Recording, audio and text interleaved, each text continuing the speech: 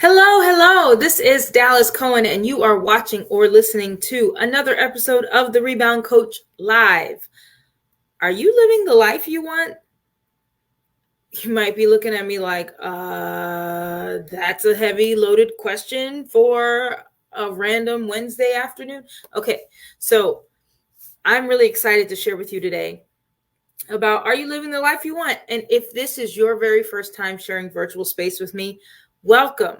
I'm really glad that you're here. Thank you for spending a few moments with me of your day. Thank you for sharing virtual space with me. I am Dallas Cohen, the rebound coach of thereboundcoach.com. And you might be like, what's a rebound coach? I've never even heard of that. I don't know. I don't even know what that is.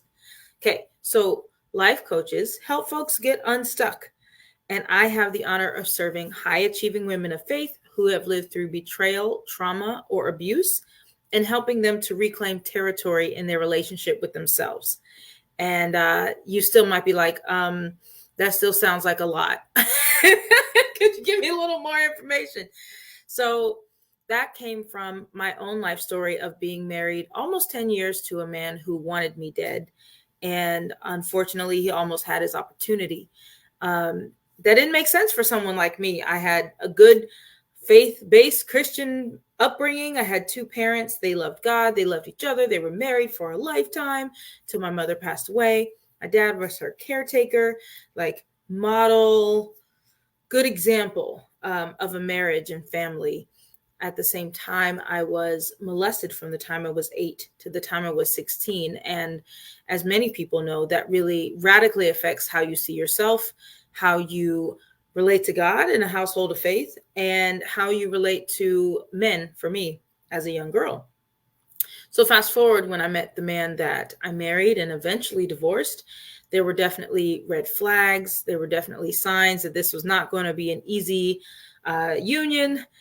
But I didn't choose for easy. I believed that God had given me the go sign. And as a woman of faith, I prayed a lot about a big decision like that and believed that God's answer was yes. And because of that, I believe that whatever came, we would live through it. We'd overcome it. We'd outlast it.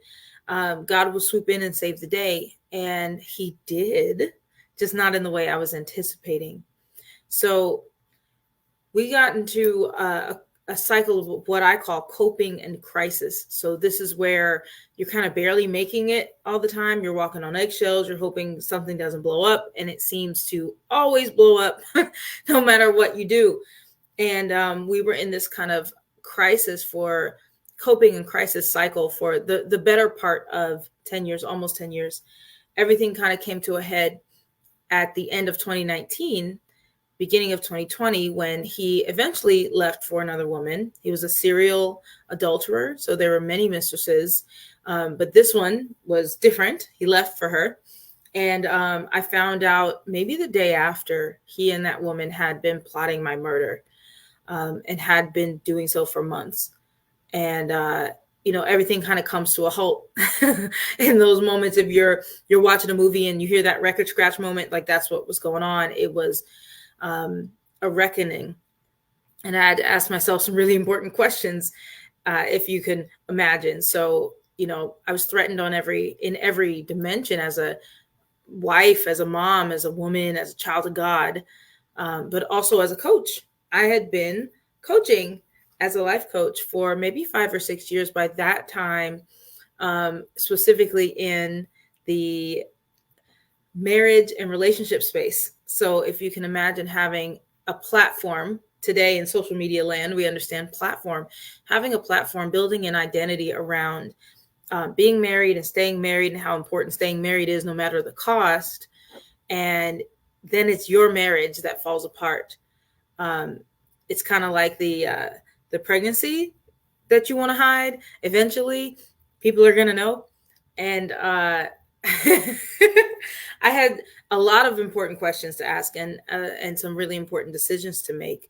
And ultimately, I could allow the identity that my ex-husband had planned for me to tell me who I was, how I was allowed to live, how I was allowed to express my faith, the days I had left on the planet, because he had a death date in mind for me.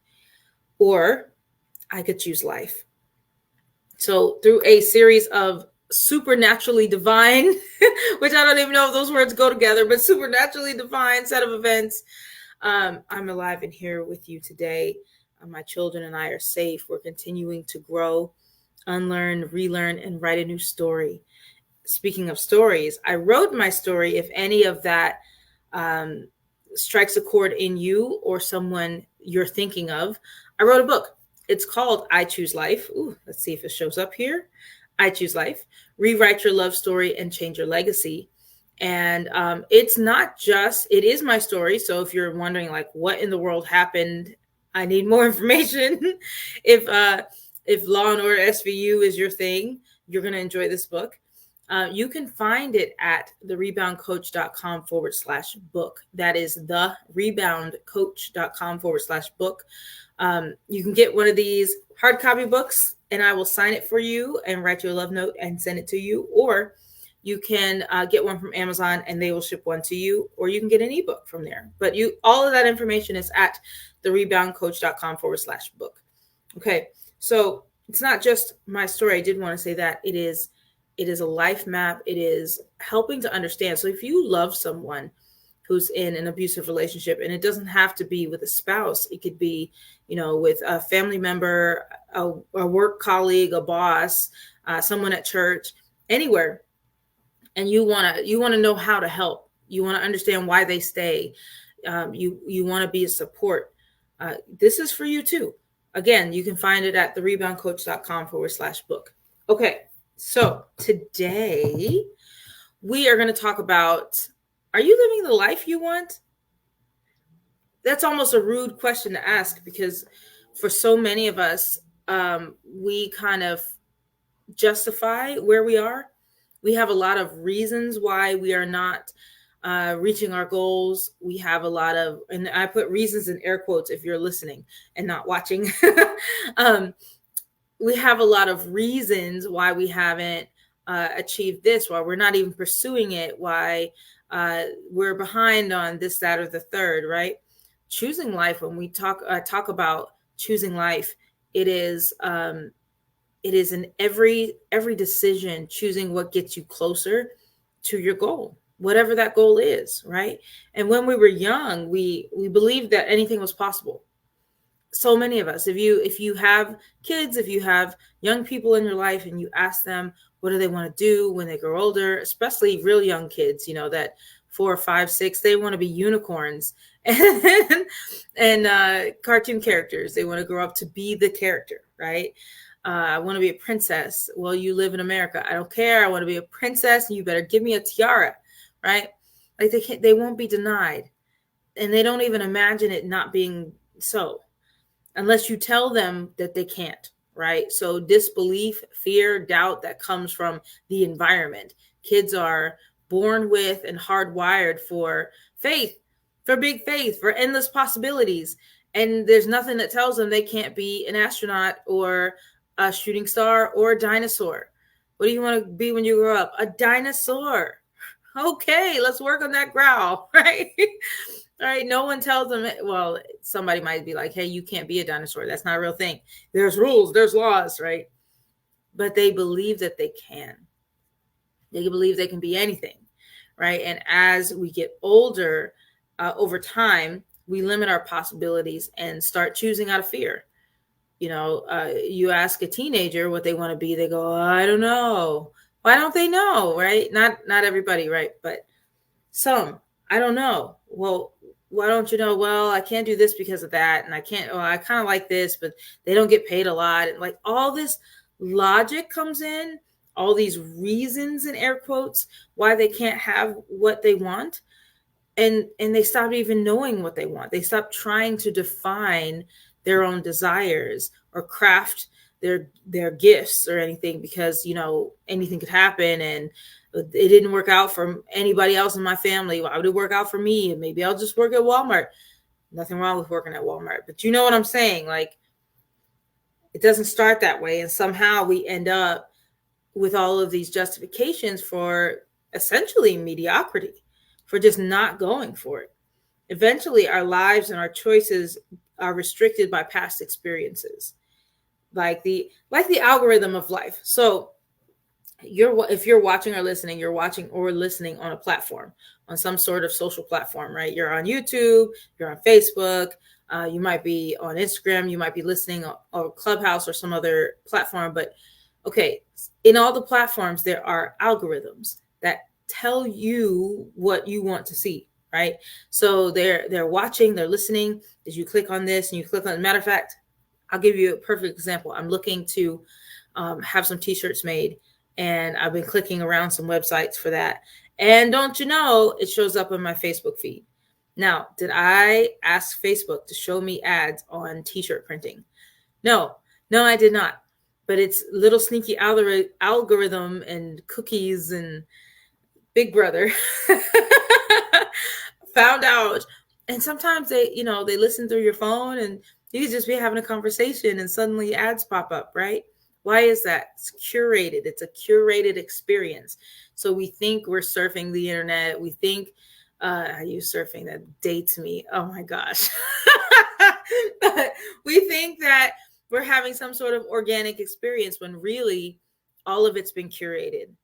So think about that with our lives, right? We think we're having some sort of organic experience, right? Where I can chart my own territory and I can, anything is possible, when we've been just kind of recycling old experiences, recycling the same scene, the same characters with different faces, right? And you know this if you've had a history of betrayal. I know I have had a history of betrayal. Betrayal didn't just show up in my marriage. It was way back through friendships, through business partnerships, through different things where people just was not faithful. And that just repeated and repeated. So, getting married, well, I won't say that for my particular circumstance, but it can seem like, oh, this is going to be a new experience, when really it's just the old curated experience. And so we limit what we believe is possible based on what has already happened. That's the algorithm, life algorithm stuff that our brains just kind of stick to. And that gets us stuck. And it gets us stuck in living the life we've been handed. And when we think about, okay, what was the life I was handed? We think about childhood, we think about culture and history. What did our parents expect of us, right? What did they hand to us? What were the written and unwritten, spoken and unspoken expectations that were kind of given to us as young kids, maybe young adults? You can have this, you can't have that. Black people don't do this, white girls don't do that. Oh, we don't do that in our culture. If you love Jesus, you don't do this, right? Whatever that was, those set of expectations, it's kind of our box, our little algorithm. So that's what keeps repeating. So you might be like, okay, I can see that in my life, but how do I get unstuck? I'm so glad you asked, because we have an answer. There's actually several points, and I won't go through like all of the points. I'm just going to give you a few to consider. Okay. Number one, how do you get unstuck and start living the life you want? First off, you got to know what the heck you want. You got to know what you want. And you might be like, yeah, I want $1 million, but it's not going to, right? Like all day. Stop. Just stop right there. Most of the time, we don't know what we want. We know what people have told us that we should want. Let that sit. Most of the time, we don't know what we want. We know what other people have told us we are supposed to want. They told us we're supposed to want. And I'm just going to flip it, because sometimes people are like, oh, they say you want fame and fortune, but really, I'm going to flip it up, because folks in faith-based environments are often told they're not allowed to want fame or fortune, that's prideful, or that it's gluttonous, or that it's materialistic, or something else, greedy. That's the word I was going for. They're told that it's greedy to want more income, or it's greedy to want, or it's prideful to want notoriety or praise or to be known. Here's what I can tell you. We are made in the image of God. It is human nature, and I believe God nature, to want to be seen and known and heard, to be celebrated, to be well compensated for your work, right? This is not an unnatural and not an inappropriate desire. If you are desiring more resources, if you're desiring more love and affirmation, these are regular things. Okay, there's nothing wrong with you. There's nothing wrong with it. All right, let's say that. So know what you want and give yourself permission to dream again. Give yourself permission to want again. And here's what one of my mentors says: if failure was not an option, what would your life look like?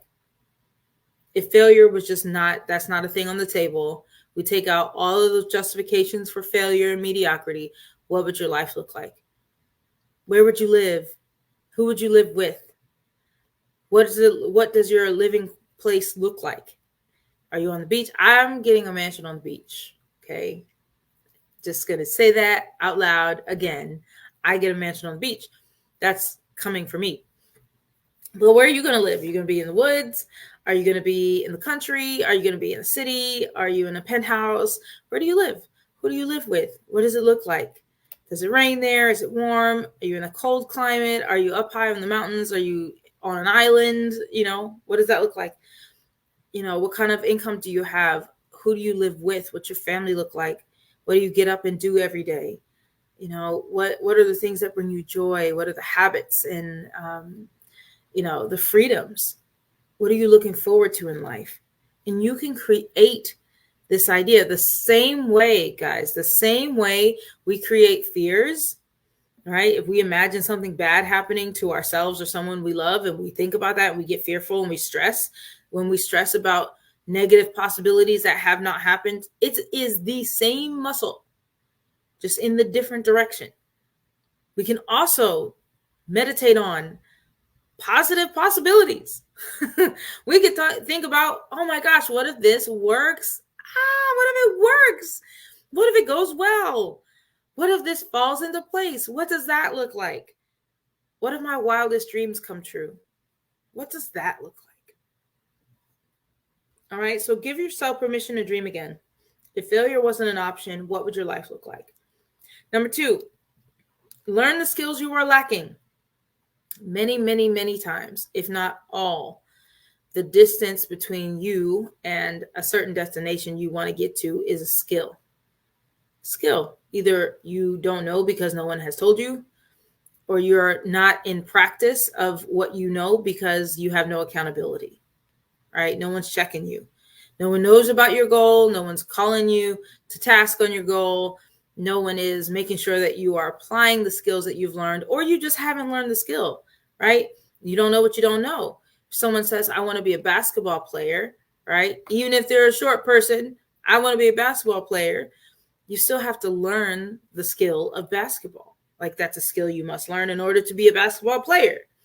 Otherwise, all the wishing and hoping won't get you there. You must learn the skill. It's the same with everything. I want to be a wealthy person. What is the skill needed to attain wealth? What are the skills needed to steward money well, right? What are the rich doing with their money that poor people don't do with their money? Okay, so what's the mindset around wealth that you may or may not have, right? How do I know if I have or have mastered a skill? Do I have the results that the skill will bring? So if I don't have the results, I haven't yet mastered this. And does that mean there's something wrong with me? Not at all. What if I've been learning the skill for years and years and I still haven't mastered it? So what? You are further along than you've been. You're not quite where you're going to be. You keep on, you keep on, you keep on, you keep on. Okay? So number 1, know what you want. Number 2, learn the skills that you are lacking. And number 3, I'm not going to give you more than 3. Number 3, surround yourself with people that have what you want and are going in the same direction. My same mentor that told me about if failure wasn't an option, she talks about if you want something, you find people that have what you want and do what they do. Find people who have what you want and do what they do. Right? It seems like, oh man, that's so simple. It is. It's not easy because ego gets in the way and we're like, wow, They have a special circumstance. That's why they have that and I don't have it. And I can't do what they did because blah, blah, blah, blah, blah, blah, blah. Right? Those are just excuses. Okay? So find people who have what you want and do what they do. And surround yourself with people who are going in the same direction. This is really important because you are the sum total of the people you hang around. So if your flock is people who have less than you, and I'm not saying they're worse people. We're not talking about worth of people. Okay, that's not what we're saying. But we're talking about in comparison to what you want in life. Okay, if you want to be debt free, let's just say that as an example. If you want to be debt free and you're surrounding yourself with people who live on their credit cards, there's nothing to help draw you out of the habits that you're in. There's no one that's going to hold you accountable to say, I want to be debt free. No one's going to hold you accountable to that if they are themselves living on debt. And I've literally had people say, come on, Dallas, join the dark side. I'm like, oh my gosh, why would I? No. But that's where they live. And like I said at the beginning of this call, so many times we justify our mediocrity and we want others to live by our justification. So we don't celebrate when they're doing something we said we were going to do, right? Other people are losing weight. You want to lose weight, but you haven't. And other people are. And you're like, yeah, that's good for you. It works for you because of this. Or it works for you. That won't work for me because of whatever, right? So instead of saying, you know what did you do? And doing that, whatever that is. Is it a guarantee? No, not a guarantee. But it's going to be better than if you had just justified inactivity instead, right? Okay. So surround yourself with people who have what you want, do what they do. Surround yourself with people going in the same direction. Y'all, now I don't normally, on the Rebound Coach Live, I don't normally talk about things like money or debt or other areas of life. We kind of stick to the relationship and the soul work. It is all related. So the soul work it takes to have good relationships is the soul work it takes to have good money management, is the soul work it takes to have good people skills. It's all of it is related. And having a tribe, having a community that's going in the right direction, and people who literally have what you want is pretty powerful. So for a long time, I've been a part of a community. I've been a part of a community with people who have what I want in life and people who are moving in the same direction. And they are an incredible, supportive community. And I've said for a very long time that I wanted to bring this message to the people that I get to interact with, to the people in my community that I care about, to the people who watch and listen to the Rebound Coach Live, to the people who attend Dash and prizes or Dash Empowerment events, the different events we've done, to people who have experienced sanctuary experience. I've been saying this for a long time that I wanted to bring this message, this experience to folks like yourself. And I have finally taken action on that promise. I'm looking for 5 people to join me at an incredible event called First Steps to Success. It's happening in January 2024, and it's in Orlando, Florida. So I'm going to share a little bit about that with you, and I will be right back after that. So let's make sure I can do this. Sharing my screen. Please hold while I press buttons.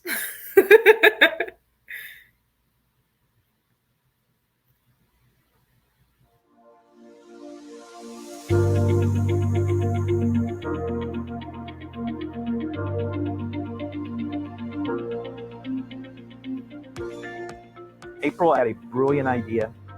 I was actually working on a business for myself. And so I'd set up a first meeting. My husband and I wanted to work together on this business. I left the meeting feeling very excited, and April got in the car with me, and within 5 minutes, she had said, I'm done. I can't do this. I realized at that point that there is a definite miscommunication in how we're perceiving things. If we were going to work together, which we both desired to do that, we were going to have to do something different. The reason I came for the first time to First Steps to Success is because I was broke. We were drowning in debt. A lot of debt. We were living paycheck to paycheck. I had just went through a divorce. I was living in my mom's basement. Down to a very strained marriage. Relationships with my kids were struggling. I really felt like I was at a huge disadvantage because of my past, because of all the challenges that I'd had, being a high school dropout. We wanted to learn more, to know how to become an entrepreneur. And when I started that, I was failing, just failing. I was practicing real estate for almost a year and had sold 0 homes. I was working 80 to 90 hours a week. My motto then was you can sleep when you're dead. Yes, I was having some success, but I had no life. I was burnt out. I was stressed out. I wanted to make a difference in my life, and I wanted to grow my income, and I wanted to have success. I was willing to go to work, but I needed someone who could show me, teach me, tell me. When I first heard about First Steps to Success, I came in as a skeptic. I just didn't think that I could have that kind of success in business. There was a moment. By the first lunch break, The very first day, The very first day, the very first exercise, Literally the first 15 minutes. I knew it was different. This is not like any other. I remember being so impacted by the morning session that I came out of that event and I was like, oh my gosh. That's the reason why I've been so frustrated. That's the reason why nothing seems to have been working for me. And that's what really impacted me getting into this community the first time. If it wouldn't be for this community, I don't know where I would be today. It's like you're getting this content and you're getting it in a safe place to practice it. I come here and I'm not judged for who I am, for my background, my nationality. I've met people from all over the world, all different backgrounds. People that aren't master degrees. We have people with 8th grade education that are multi-millionaires. like that's what's happening to people in this community, and recognizing where else can I go and be a part of a community like this. I wanted change. I wanted things to be different. And they are. The number one gem out of this whole thing is the relationship I have with my kids and my wife. I have better relationships than I've had before in years. It has helped me to better my relationship, my finances, me as a person. It's not only sales. Yes, you're going to increase your sales. 0 houses my first year. My second year of real estate, I did over $1 million in real estate production. And by my 4th year in real estate, I did over $4 million. We turned our business 180 degrees around, and it's thriving. Yes, you're going to increase your income. We were able to build a 7-figure income, Yes, you're going to pay off a lot of debt. I paid off over $36,000 of debt. around $40,000 in debt. Over $80,000 in debt. We are fully paid out of debt, and I didn't think that was possible. The biggest thing for me was I could have a successful business without having to work 80 to 90 hours a week. There is nothing that brings me greater joy than when someone comes to our conferences and leaves and quickly achieves results in their life. So much so that we actually work together even more than I ever imagined. And all of the things that we found as struggles before begin to melt away, and it really changed how we approached everything from that point forward. It's not just about finances. It pretty much covers every aspect of your life. I went from being a young entrepreneur to taking that business to over $9 million. We have clients that are traveling for the first time, people that had never left their state, who were living paycheck to paycheck. And it's just such an amazing feeling to be able to pay the message forward and to be able to give back the same way I was given to. If you have a dream inside of you right now, If you've ever had this feeling inside of you Something in you right now pulling at you. that there's more to life, if you felt like you're supposed to be living a different type of life and you just don't know how you're going to get it done, it seems impossible. First Steps to Success is going to start to give you those answers to move forward, releasing whatever's happened in your past that has held you back, and really being able to break the mold of even what you think is possible in your own life. The past does not equal your future. And no matter what your past has been, you are the author of your story. And you have the ability moving forward to write a new story, no matter what your past has said. So I want to personally invite you to join us on this journey. You have nothing to lose, but everything to gain. Okay. I'm coming back now. Okay, so January 26th through 28th of 2024. So it's next year in January in Orlando, Florida. I am going, and I'm looking for 5 people to join me. I'm really, really excited because I know without a shadow of a doubt that your life will change. I know without a shadow of a doubt because it changed my life. And it changed the people in that video's life, which I know all of them personally. I know their stories. I know the change that has happened in their relationships, in their finances, just all the way around. All the way around. It's really, really, really, really incredible. And I can't wait to introduce you to all the cool people. So if you're like, yeah, that's me. I want to go. I want to know more about it. Get in touch with me. You can put in the comments. That's where you go. Put right in the comments and put life, because that's what we do. We choose life. And this is how we're going to choose life. One of the ways. So, that's it for today. I'm really excited. I'm really excited because I'm going to take action on something I promised to do. And that is bring new ways of transformation for all of you. And yeah, I'm excited. Okay, so you want to know more about First Steps to Success? You want to come with me in January? You can go to the comments and put life, or it's just put in the comments, hey, tell me more. Hey, I want to know more. More than happy to chat with you. There are some discounted tickets available. So I'm excited. So let me know if you would like to join me. And if you're really serious about living the life that you want, because it's not going to fall out of the sky and it's not going to happen by accident. Dreams are not fulfilled by accident. At some point, we have to roll up our sleeves and take ourselves seriously and take our dreams seriously and take the action steps that it requires to get to where we're going to go.